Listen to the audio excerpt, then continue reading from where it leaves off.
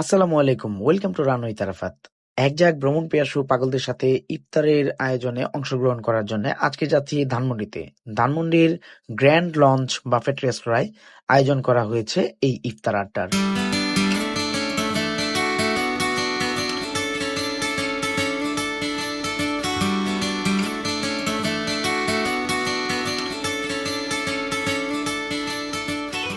গন্তব্যে পৌঁছানোর পর নোমেটিক্সের রেজিস্ট্রেশন নাম্বার মিলিয়ে দিয়ে দেওয়া হলো একটা এন্ট্রি টিকিট এবং দিয়ে দেওয়া হলো একটা ওয়েলকাম গিফট। ওয়েলকাম গিফটে একটা আতর ছিল। থ্যাংক ইউ নোমেটিক্স এত সুন্দর একটা উপহার দেওয়ার জন্য। আমাদের মিট আপ টাইম ছিল 4টায়। রাস্তায় জ্যাম থাকার কারণে আমার যাইতে বেশি লেট হয়ে গেছে, যে কারণে হচ্ছে অনেক সুন্দর সুন্দর অ্যাক্টিভিটিস থেকে আমি বাদ পড়েছি। যেমন ধরেন সুন্দর সুন্দর গ্রুপ ফটোগুলো থেকে আমি বাদ পড়ে গেছি। তো যাওয়ার পরে টাইম বেশি ছিল না ইফতারের, যে কারণে হচ্ছে আপনাদের সাথে এই বাফেটে ইফতার লঞ্চে কি কি পাওয়া যায় সেসব আপনাদের সাথে আমি প্রপারলি শেয়ার করতে পারি নাই, তবে যতটুকু পেরেছি চেষ্টা করেছি আপনাদের সাথে শেয়ার করতে। আর টাইম কম থাকার কারণে হচ্ছে নিজের প্লেটটাকে গুছিয়ে নেয় একটু তৈরি করেছিল। তো দেখতে থাকেন, আমরা ইফতারটা সেরে নেই, তারপর আবার কথা বলতে আসছি।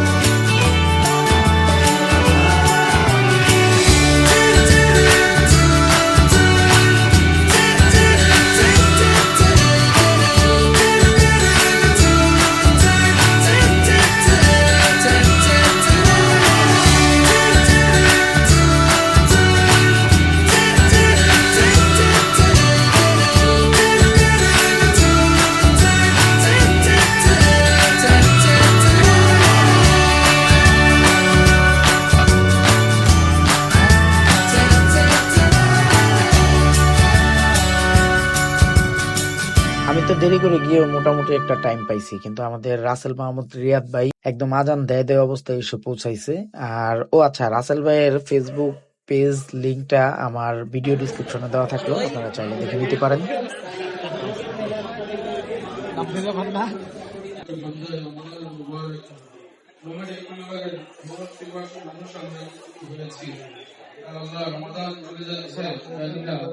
আগামী রমাদান আমি পাবো কিনা। রমাদান অনেকে ছিলেন, অনেকে রমাদানে নেই। যে রমাদান পেল মাফ করে তো পারলো না, তার থেকে একটা বুঝতে পারে।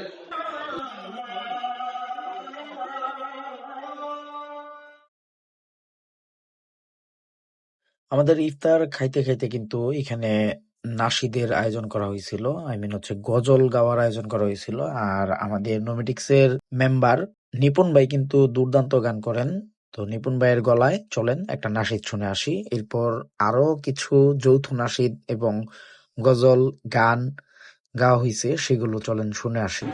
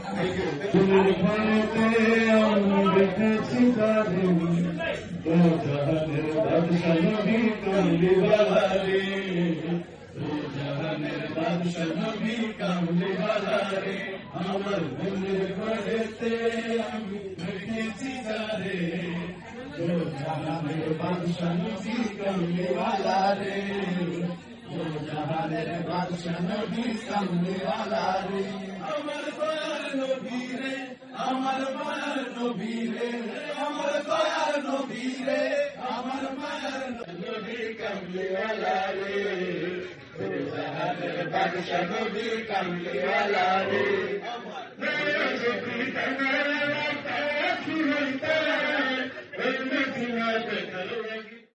কি হইতাম ওই নদীটাতে ভুলিয়া যাইতাম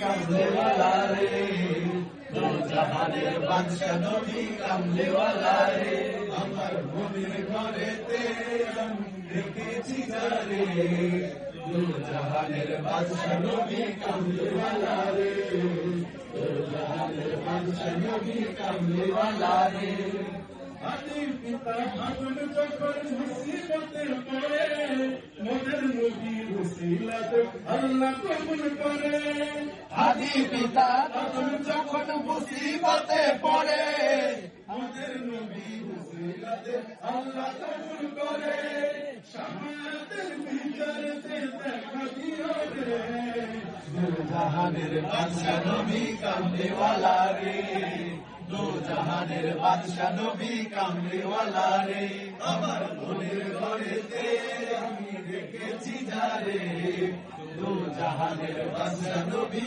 কামলিওয়ালা রে দো জাহানের বাদশা নবী কামলিওয়ালা রে আমার দয়ার নবী রে আমার মায়ার নবী রে আমার দয়ার নবী রে আমার মায়ার নবী রে দো জাহানের বাদশা নবী কামলিওয়ালা রে দো জাহানের বাদশা নবী কামলিওয়ালা রে আমার মনের ঘরেতে আমি রেখেছি যারে দো জাহানের বাদশা নবী কামলিওয়ালা রে দো জাহানের বাদশা নবী কামলিওয়ালা রে মাশাআল্লাহ মাশাআল্লাহ দিল্লিতে নিজামুদ্দিন আউলিয়া এলো দিল্লিতে নিজামুদ্দিন আউলিয়া ধন্য ধন্য মেরা ধন্য ধন্য মেরা সিলসিলা এলো দিল্লিতে নিজামুদ্দিন আউলিয়া এলো দিল্লিতে নিজামুদ্দিন আউলিয়া স্বপ্নে স্বপ্নে দেখি আসিল এক বুজুর্গ স্বপ্নে স্বপ্নে দেখি আসিল এক বুজুর্গ মাঝে কত লোকে করিতেছে সন্ধান করিতেছে সন্ধান রাস্তা থামায়ে দিল রাস্তা থামায়ে দিল রাস্তা থামায়ে দিল রাস্তা থামায়ে দিল রাস্তা থামায়ে দিল কাফেলা দিল্লিতে নিজামুদ্দিন আউলিয়া এলো দিল্লিতে নিজামুদ্দিন আউলিয়া মনন করেছি আমি মরবীর দরবারে মাজারে দেবলের মাজারে মনন করেছি আমি মরবীর দরবারে মনন করেছি আমি মরবীর দরবারে কেমন করে দেব চাদর দেবলের মাজারে দেবলের মাজারে রাস্তা থামায়ে দিল রাস্তা থামায়ে দিল রাস্তা থামায়ে দিল রাস্তা থামায়ে দিল রাস্তা থামায়ে দিল কাফেলা এলো দিল্লিতে নিজামুদ্দিন আউলিয়া এলো দিল্লিতে নিজামুদ্দিন আউলিয়া হাসানে কয়লাল মিয়া ভাই খবর পাইছনি হাসানে কয়লাল মিয়া ভাই কোন খবর পাইছনি বালুর থেকে আসিল ইসরাফিল জানি জামি রাস্তা থামায়ে দিল কাফেলা এলো দিল্লিতে নিজামুদ্দিন আউলিয়া এলো, দিল্লিতে নিজামুদ্দিন আউলিয়া। ধন্য ধন্য মেরা, ধন্য ধন্য মেরা সিলসিলা এলো, দিল্লিতে নিজামুদ্দিন আউলিয়া এলো, দিল্লিতে নিজামুদ্দিন আউলিয়া, দিল্লিতে নিজামুদ্দিন আউলিয়া।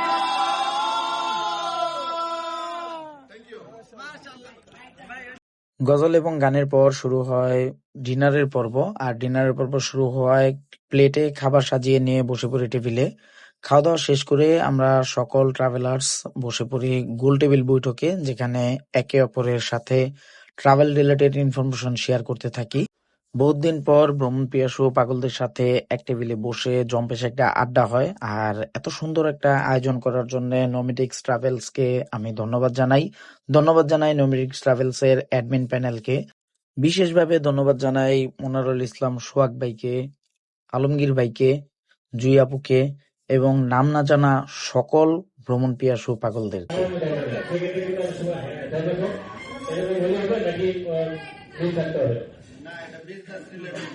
বিজনেস রিলেটেড ইনফরমেশন দিতে হবে। দেখা যাবে বাংলাদেশে উনি ফার্মাসিউটিক্যালের কোন জিনিস নিয়ে বিজনেস করতেছে, তো যেই দেশের এক্সপোর্টটা ওই রিলেটেড হয়, ওই বিজনেস ইনফরমেশনটা লাগবে। দেখলাম যে কারেন্ট অ্যাকাউন্টের ওপেনিং ব্যালেন্স আছে ধরেন 22 লাখ টাকা, যখন অ্যাপ্লিকেশন করতে গেছে তখন ব্যালেন্স 4 লাখ টাকা।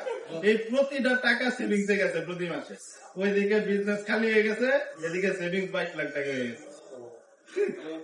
তো এইরকম করলে হচ্ছে বিজনেস ফ্লোটা থাকে না। মেনলি হচ্ছে ওরা আপনার বিজনেস ফ্লোটা দেখে আগে, তারপরে হচ্ছে বিজনেস থেকে আপনি কত টাকা ইনকাম করেন। কারণ বিজনেসে যদি ফ্লোই না থাকে, ওই রকম ট্রানজেকশন না থাকে, তাহলে ওরা বিশ্বাস করবে কিভাবে যে আপনার স্টেবল একটা বিজনেস আছে। এটা একটা বিষয়। আর আরেকটা বিষয় যেটা আমি যেটা বলবো, এটা আরেকটা প্রবলেম আসছে, সেটা হচ্ছে এই যে ইনকামের প্রপোর্শনের উপরে।